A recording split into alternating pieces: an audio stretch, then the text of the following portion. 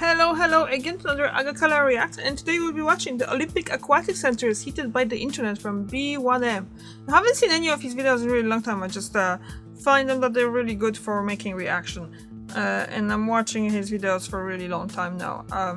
It's very good, very interesting, and let's just go in. Let's just watch. And how is the aquatic? How does the internet heat the water in the aquatic? I have a fly here, a little fly. It's annoying me. Okay, let's go. Oh. Did I turn off the volume? I did turn off the volume. Let's start again then. So by watching this particular YouTube video, you are helping heat the 2024 Olympic pool. Yes, really. Heat from a nearby data center is being redirected. Oh, that way. Okay, that's cool. A neighborhood that includes the Olympic Aquatic Center. It's an incredible feat of engineering that could have all sorts of ramifications for cities right around the world. Yeah. Could all That is really cool, actually, if you think about it. Entire districts. This is the bright green future of the internet. Wow. The view.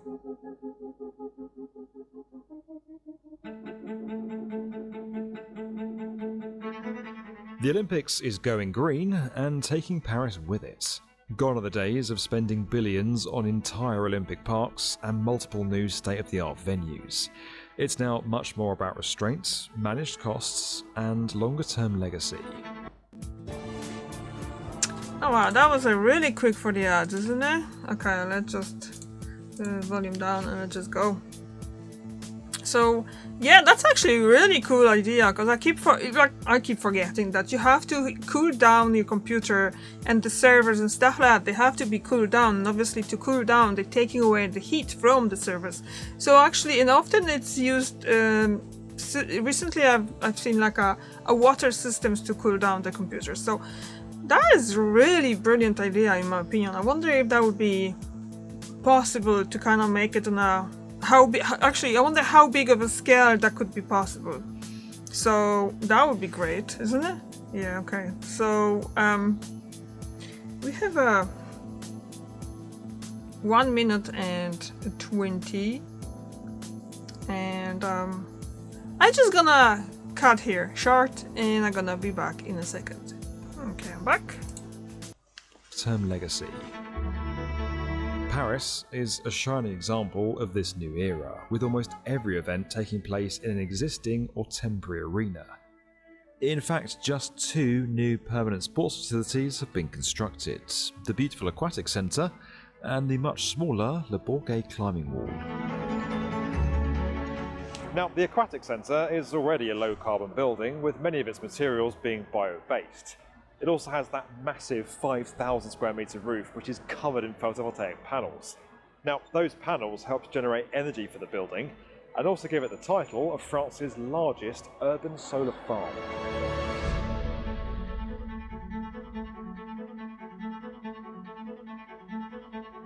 The city of Paris itself is also undergoing a green makeover to coincide with the Olympics. There's going to be new public parks, traffic taken off the roads, even entire carbon-neutral neighbourhoods. You'll also be able to swim in the Seine for the first time in more than a century. And now, one of the city's key districts is being heated by the internet. But to explain how, we need to take you back a few steps and give you a quick recap on how the internet actually works. It's easy to forget that the cloud is in fact a real place. Well, lots of places actually. The internet is a network that connects servers stored in data centers all over the world, and all the equipment in those centers produces an enormous amount of heat.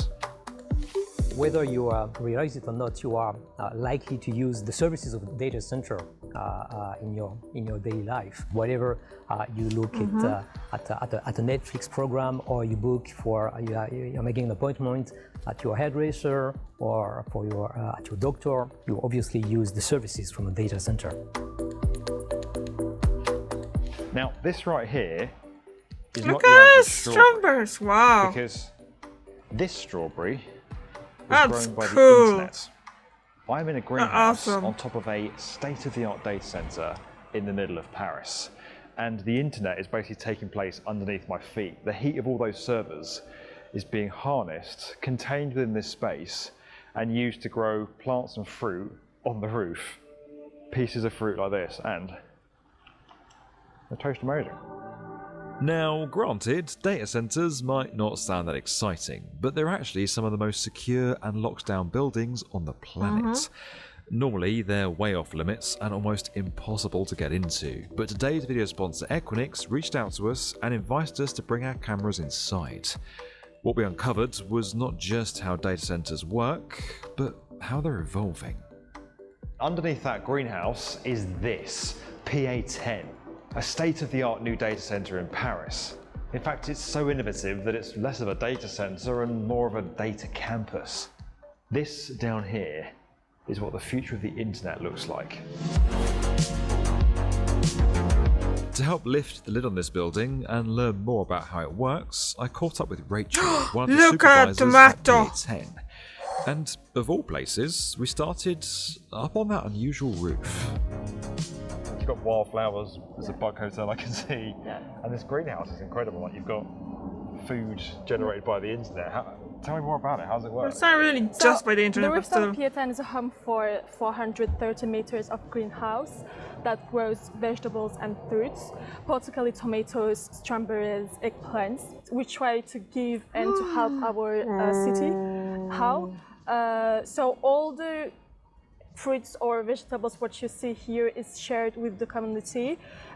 We try to give to all the grocery, solidarity grocery or association to help everyone who suffered food insecurity.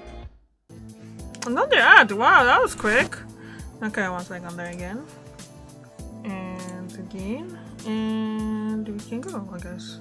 So that the fact that they actually growing that food, because that's a brilliant idea. Because obviously they can't really put anything on the roof, as in for they can't put servers themselves on the roof. They have to be protected. They have to be, as far as I know, in protected environment as well. So like, obviously there's like the air that goes into it, it's filtered and stuff, as little dust as possible.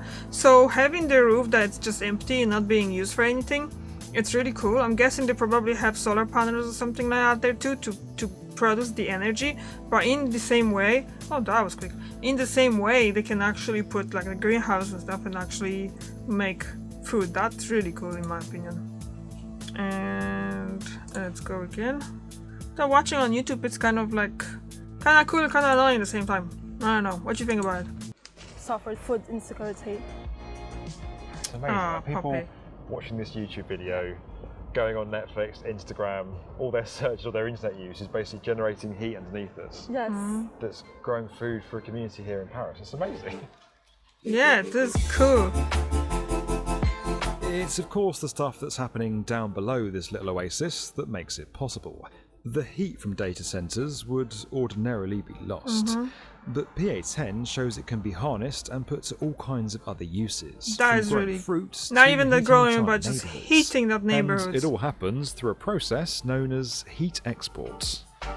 So this is a data hall, which is kind of the beating heart of any data center like this. Now, the equipment in these cages is kicking out between 25 to 30 degrees Celsius worth of heat. And that heat gets transferred to a different room where huge fans blow it against pipes filled with liquid. Now, those pipes would ordinarily take that heated liquid and transfer it to a cooling system which would eject it via the roof. Now, that's great for keeping the data center cool, but it's a bit of a waste of all that heat. But at PA10, a portion of the heat is transferred to a heat exchanger. Now that's basically like a series of plates that allow it to pass very close to the district's heating main system. And from there, the heat is taken on right across this community to all different types of buildings, including the Paris 2024 Olympic pool.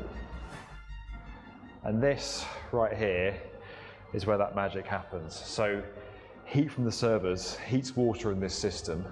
They transfer the heat from air form to liquid form. It's a more efficient way, more effective way of moving it around.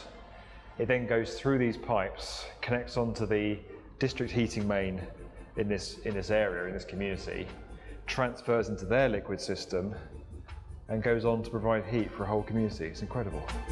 The basic idea behind heat recovery is taking the heat that's generated by our customers' IT equipment within our data centers.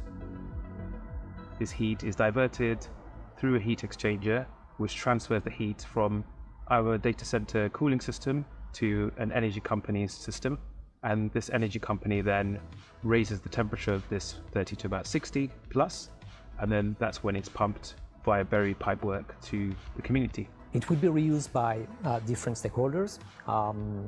Here, for example, in an area of about 200,000 square meters, it will be used by about 1,600 homes. It will cover businesses as well, but of course it will be used by the Olympic pool to heat the pool. So let's just break that down. You're watching this video at home on your phone. That video is stored in servers for YouTube. The heat given off by the chips in those servers is then transferred through a system of pipes to this district in Paris. That district happens to contain the Olympic training pool, where it's being used to heat water ready for the athletes at Paris 2024. It's a really bold idea. Equinix even estimates they can heat at least 1,000 homes. But that's just the tip of the iceberg. There's a study that was done by Euroheat and Power, and they estimated that there's about 77 terawatt hours of energy available in the form of heat that could be captured from data centers.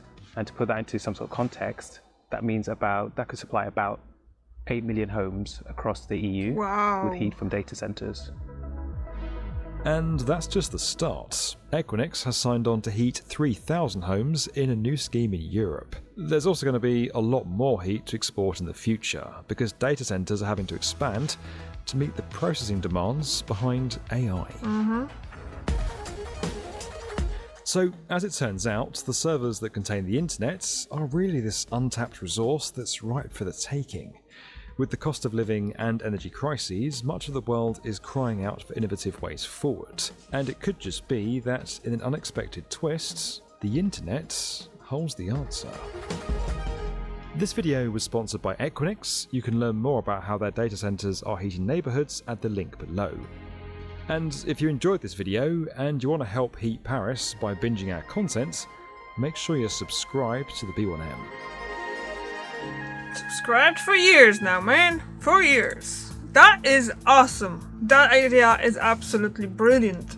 It's like, it's great. And having, let's say, and they didn't mention it, but I really wonder if they have like solar panels on top of the roof as well, to just, or on the side of the building, to just power those servers, and then those servers release the heat that heats up the plant, the plantain thing, and the pool.